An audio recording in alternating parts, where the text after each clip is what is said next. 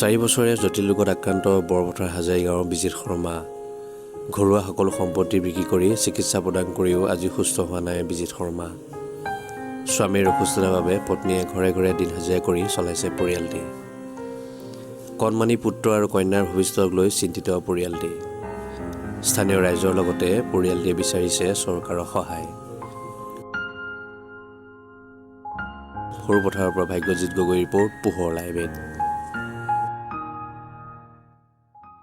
মই বিজিত শৰ্মাৰ গাঁৱৰ এজন স্থানীয় ব্যক্তি হিচাপে মই আচলতে খুব আন্তৰিকতাৰে অলপ অনুভৱ কৰি জনাব বিচাৰিছোঁ যে বিজিত শৰ্মাৰ খুব সৰুতেই পিতৃ বিয়োগ হৈছিল আৰু তেওঁ সেইবাবে আধাতেই নিজৰ শিক্ষা সমাপ্ত কৰি স্কুলীয়া জীৱন সমাপ্ত কৰি তেওঁ পৰিয়ালটো পোহপাল দিবৰ কাৰণে পৰিয়ালটোক তেওঁ চলাই নিবৰ কাৰণে আমাৰ গাঁৱৰ তিনিআলিমূৰত এখন দোকান আৰম্ভ কৰিছিল আৰু খুব ধুনীয়াকৈ আচলতে সি যিহেতু এটা ল'ৰাটো খুব কৰ্মী আছিল আৰু স্বভাৱ চৰিত্ৰ খুব ভাল আছিল ব্যৱহাৰ পাতিকে ধৰি সেই দোকানখনৰ সৰু দোকানখনৰ জৰিয়তে তামোল পাণৰ দোকান আৰম্ভ কৰি দোকানখন অকণমান বহল কৰিছিল আৰু তাৰ পৰা সেই দোকানখনৰ জৰিয়তে সি নিজেই উন্নতি কৰি ধুনীয়াকৈ যিহেতু সি চলিছিল এটা ছিষ্টেমত পদ্ধতিগতভাৱে সি আগবাঢ়িছিল পদ্ধতিগতভাৱে আগবাঢ়ি কম দিনৰ ভিতৰতে সি এখন অটো ক্ৰয় কৰিছিল আৰু সেই অটোখন ক্ৰয় কৰে আৰু কিছুদিনৰ পিছত সি আচলতে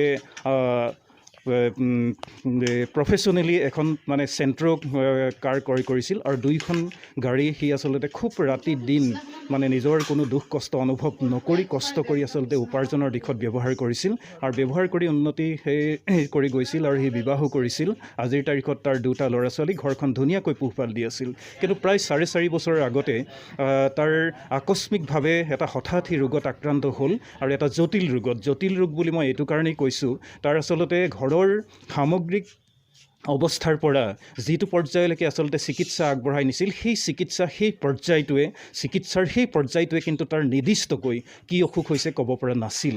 কিন্তু প্ৰায় এবছৰমান তেওঁৰ যিখিনি আচলতে সম্পত্তি আছিল নিজেই যিখিনি আহৰণ কৰিছিল বিশেষকৈ 2খন গাড়ী যিটো পৰিয়ালটো চলাৰ কাৰণে যিটো শক্তি আছিল কিন্তু সেই গাড়ী 2খন বিক্ৰী কৰিব লগা হৈছিল আৰু এনেকৈ তেওঁ আচলতে নিজৰ চিকিৎসা গোটেই গাড়ীৰ বিক্ৰী কৰাৰ যিখিনি ধন গোটেই ধনখিনি আচলতে তেওঁৰ চিকিৎসাৰ নামত ব্যয় কৰিছিল। কিন্তু সেই যেতিয়া ধন সেইখিনি নাইকিয়া হৈ আহিল কিন্তু তেওঁ চিকিৎসাও কৰিব নোৱাৰা হ'ল। প্ৰায় এবছৰমান চিকিৎসা চলিল। তাৰপিছত কিন্তু চিকিৎসাৰ অবিহনে ভগৱানৰ কৃপাত বুলিহে কৈছোঁ তেওঁ আচলতে আজিৰ তাৰিখলৈ জীয়াইহে আছে কিন্তু তেওঁ সম্পূৰ্ণ অচল। গতিকে আমি আমাৰ তৰফৰ স্থানীয় মই ব্যক্তি হিচাপে মই তেওঁৰ সম্বন্ধীয় এজন ককায়েক হিচাপে মই খুব আন্তৰিকতাৰে মই স্থানীয় বিধায়কৰ জৰিয়তে চৰকাৰলৈ অনুৰোধ জনাওঁ যে এই ধৰণৰ পৰিয়ালৰ প্ৰতি আৰু এই ধৰণৰ ৰোগীয়া ব্যক্তিৰ প্ৰতি তেওঁলোকৰ যিসমূহ আঁচনি আছে সেই আঁচনিসমূহৰ তেওঁক আওতালৈ আনি আজি 4.5 বছৰে মোৰ স্বামী বিচনাত পৰি আছে। তেওঁ খোজ কাঢ়িব পৰা নাই। তেওঁ প্ৰথমে জ্বৰ হৈছিলে। জ্বৰতে আমি ঘৰত চেলাইন লগাই দিয়া হ'ল। মই এইটো ৰিয়েকশ্যন বুলিয়ে ভাবোঁ। কিন্তু তেওঁক প্ৰথমে নিলোঁ। তেওঁ ঘৰতে বহুত হৈ গৈছিলে ক'ব নোৱাৰা হৈ গৈছিলে। তাৰপিছত তেওঁক কি বুলি কয় চবত বৰপথাৰ সৰুপথাৰ গোলাঘাট তাৰপিছতে নিলোঁ 4 দিন আইচুতে ৰাখিলে যোৰহাটৰ 4 দিনৰ পিছতে গুৱাহাটী পঠিয়াই দিলে। গুৱাহাটী পঠিয়াই দিয়াৰ পিছত তেওঁক ডক্টৰে চোৱা চিতা কৰিলে। চোৱা চিতা কৰাৰ পিছত ক'লে কি ডক্টৰে জাপানী এনকেফেলাইটিছ হ'বও পাৰে নহ'বও পাৰে কনফাৰ্ম নহয় বুলি ক'লে। তাৰপিছত আমি 20 দিনৰ পিছত আইচিউৰ পৰা উলিয়াই লোৱাহে হ'ল। তেওঁ বহুত অসুস্থ হৈ আছিলে। ঘৰত আনি থ'লোঁ। তাৰপিছতে মই গাড়ী 2খন আছিলে গাড়ীকেইখন বিক্ৰী কৰি পেলাই ডিব্ৰুগড় নিলোঁ। ডিব্ৰুগড় নিয়াৰ পিছত তেওঁ 8 দিন ৰাখি তেওঁক আকৌ ঘৰলৈ লৈ অহা হ'ল। ঘৰতে মাত কথা ওলালে। ডিব্ৰুগড়ৰ পৰা অহাৰ পিছত তেওঁ মাত কথা ওলোৱাৰ পিছত তেওঁ খাব পৰা নাছিলে। মুখখন বেকা হৈ গৈছিলে, হাতখন বেকা হৈ গৈছিলে। তাৰপিছতে ডিমাপুৰ নিছিলোঁ। ডিমাপুৰতো সেই ডক্টৰে তেনেকৈ ক'লে হয় জাপানী এনকেফেলাইটিছ হ'বও পাৰে নহ'বও পাৰে কিন্তু তেওঁক লৈ অহা হ'ল। আজি 4 বছৰ আগত এবছৰে চিকিৎসা কৰা হ'ল তেওঁ। তাৰপিছত আজিলৈকে 4.5 বছৰ হ'ল চিকিৎসা কৰা নাই। কৰিবলৈ মোৰ হাতত পইচা নাই আৰু ঘৰত মাটি বাৰী কম। ঘৰখন চলাবলৈ মই ৰাতিপুৱাই শুই উঠি কামলৈ যাওঁ। কাৰোবাৰ ঘৰত পাত ছিঙিবলৈ যাওঁ, কাৰোবাৰ ঘৰত কৰিবলৈ যাওঁ। তেওঁক আকৌ আহি পেলাই খুৱাই বুৱাই আকৌ যাওঁ। দিনটোত 100 টকা ইনকম হয়হে মোৰ ঘৰ চলাবলৈ। তাৰপিছত চৰকাৰক মই সেইটোৱে জনাইছোঁ যে তেওঁ বহুতো সহায় কৰিছে চৰকাৰে কিন্তু মই ভাবিছোঁ যে মোৰ মানুহজনক সহায় কৰক আৰু ল'ৰা ছোৱালী দুটা পঢ়া শুনা নষ্ট হৈ গৈছে, মাও বুঢ়ী হৈ আহিছে আৰু মোৰ মানে এনেকুৱা হৈছে মই আজি 4.5 বছৰ কষ্ট কৰোঁতে মানে মোৰ নিজৰে বুকু বিষ, গা বিষ, মই মানে বহুত কষ্টৰে ঘৰ চলাই আছোঁ। আৰু হাজাৰী গাঁও।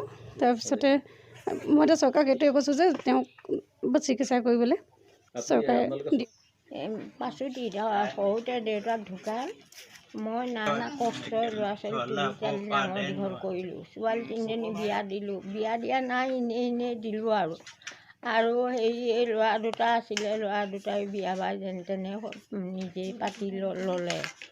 তাই এতিয়া ডাঙৰটো ল'ৰা একো কমনি নাই, পকা কাম কৰি ফুৰে আৰু সৰুটো ল'ৰাৰো এই দোকান এডোখৰ আছিলে, দোকানডোখৰ চলাই সি যেনে তেনে গাড়ী এডোখৰ গোটাই ল'লে। গাড়ীডোখৰ গোটাই লৈ সি পইচা পাতি গোটাই সি চলি কৰি তেনেকৈ খাই বৈ আছিলে। সি বিয়া বাৰু পাতিলে, তাৰ ল'ৰা ছোৱালী এহাল, সি এতিয়া বেমাৰত পৰি আছে। তাৰ মাইকীজনীয়ে লোকৰ ঘৰে ঘৰে কাম বন কৰি টকা পইচা আনি কেইটা বস্তু আনি ল'ৰা ছোৱালীকেইটাক আনি মেলি খুৱাইছেহি। আমি ঘৰখন তেনেকৈয়ে চলি আছোঁ। এতিয়া টকা পইচা অভাৱ হৈছে আৰু তাক চিকিৎসা কৰিবলৈও পইচা পাতি এটকাও নাই। এতিয়া কেনেকৈ কি কৰিম? এতিয়া খোজ কাঢ়িব নোৱাৰে, হাতখনে যেনে তেনে ধৰি দিলে চামুচখনে এগঢ়া দুগঢ়া ভাত খায়। এতিয়া আমি তেনেকৈ চলি কৰি আছোঁ আৰু কি কৰিম। গুমছেং অসমৰ অন্যতম নিৰ্ভৰযোগ্য পাট মুগাৰ কাপোৰৰ বিপণী। ইয়াত উচিত মূল্যত পাট মুগাৰ কাপোৰ পোৱা যায়। গুমছেঙলৈ আহক। আমাৰ ঠিকনা বাহাদুৰ গাঁও বুঢ়াপথ, BG ৰোড, আস্থা ডায়েগনষ্টিক, যোৰহাট।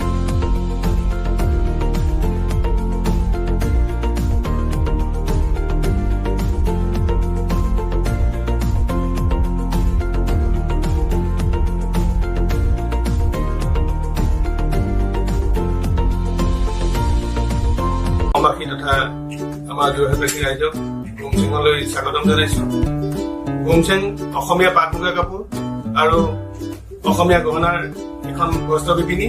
ইয়াত অসমীয়া পাট মুগাৰ বাহিৰেও অসমীয়া পৰম্পৰাগত সাজ পোছাক, গামোচা আৰু বিভিন্ন জনজাতীয় বস্ত্ৰ উপলব্ধ হয়। আমাৰ ঠিকনা হ'ল নিউ বালিবাট, আস্থা ডায়েগনষ্টিকৰ কাষত, BG road, Jorhat 1। Good Bite. Replenish your taste buds. Swad Bhara Aswadan. LT Road, Borua Chariali, First Floor, Monisha Bakery, Jorhat, 785-001, Assam. Contact number 8822786807.